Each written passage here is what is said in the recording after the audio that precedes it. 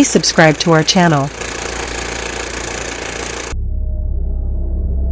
Island Escape, directed by Bruce Wemple, makes us privy to a mission undertaken by a few mercenaries where they had to go to this island and save the daughter of the person who had hired them. But gradually, they came to know that it was not an extraction mission and that there was something strange happening on the island that they weren't able to understand. So, let's find out what was actually happening on the island and if the mercenaries were able to make it out alive. Addison had approached Chase and told him that she was looking for people who could be of help in a mission that she was going to undertake. The daughter of some CEO was stranded in Grand Manan, and Addison had to carry out an extraction, which is why she was recruiting mercenaries. The CEO was ready to pay a huge amount of money to bring his daughter back to him, and Chase couldn't say no to it, though he knew that the mission could prove to be very dangerous. Addison told Chase that they had once met each other approximately 2 years ago, but Chase didn't remember anything from that time. He had met with an accident, of which he had a very blurry memory, and after that, he couldn't remember anything from his past life. Also, in the past, he was recruited into the Ghost program run by TSL Laboratories, and they stripped him of any legal identities so that in case he died, nobody would know about it. That is why Chase had no way of knowing about his past life or what had happened to him during that mission. Apart from Chase, Addison had also approached a man named Russ as she wanted him to be a part of the mission. Russ and Chase knew each other from before, and Chase was not on speaking terms with him. Russ was the same guy who was with Chase on the mission when he lost his memory. Chase believed that he had lost someone close to him on that mission, which is why Russ was concealing information from him. But the reality was not so simple. Russ knew that if he started telling people what he had been through, nobody would believe him. When Addison also went to ask Russ to join them, he told her up front that she was committing the biggest mistake by going on that mission. He had also sent anonymous threats to discourage Addison from going on that island. But Addison was adamant, and Russ agreed to accompany the group, realizing they were going to go with or without him. Russ never told anyone why he didn't want any of them to go to that godforsaken island, as he knew that very soon, they were going to witness it for themselves. Apart from Russ and Chase, Addison recruited Dex, Tag, and Colt for the mission, and they, too, agreed to it because the CEO was ready to pay such a huge amount of money. It was decided that Chase, Addison, and Dex would go in one direction, and Russ, Tag, and Colt would search for the girl in the other corner of the island. After the search was over, they were supposed to meet at a middle point where a helicopter was supposed to be waiting for them. All they knew about the place was that a science experiment had gone wrong, and people had been killed for some reason. Addison's group was searching the forest when they met a man named Dr. Garrett, who had come a day prior to them to work with the research team. Garrett told Addison and Chase that all his colleagues had been killed, and somehow, he had managed to survive. There were some very weird things happening on the island, and with each discovery, the group became more and more perplexed.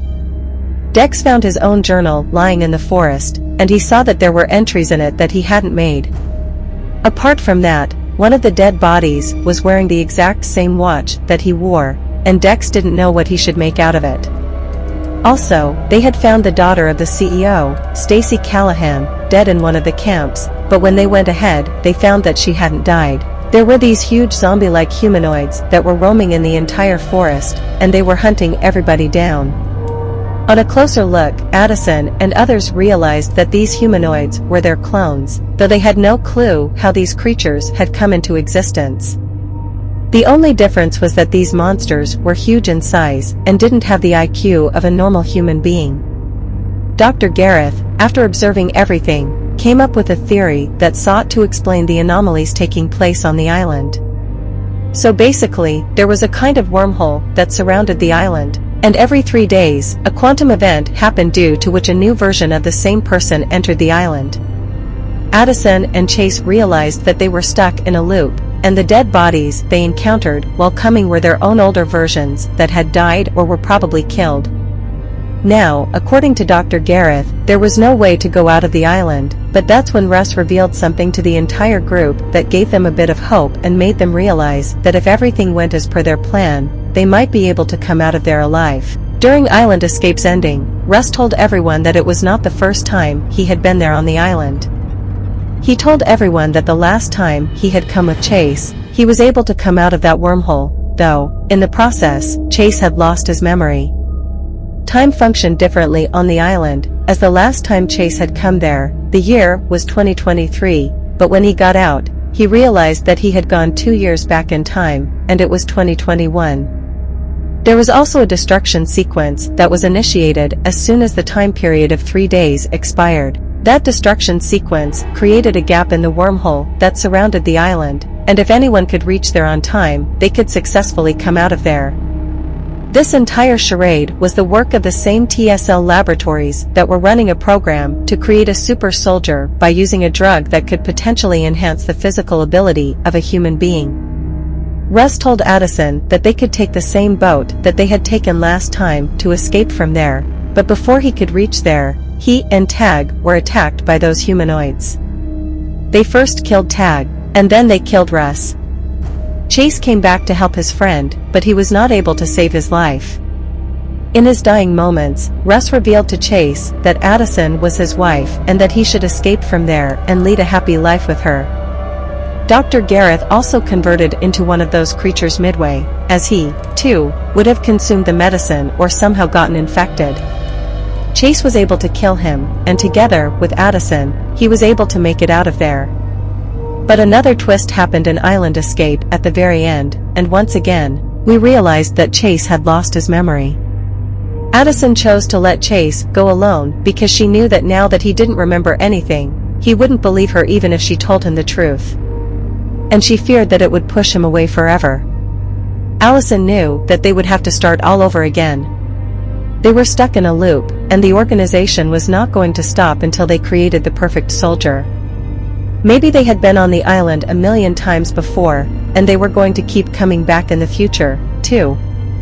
So once again, after the nightmare ended, Addison met Chase, and everything happened in the exact same manner as it had been happening. This quest would keep going on until Addison and others found a way to get the better of the people who were pulling the reins and had made them into lab rats, or maybe if they had been able to save Stacy, then there would have been a different outcome. Until that happens, Chase will have to go through that excruciating ordeal over and over again. So that's Island Escape ending explained. I hope you liked this video. Please leave a comment and subscribe to this channel. See you in another video. Bye.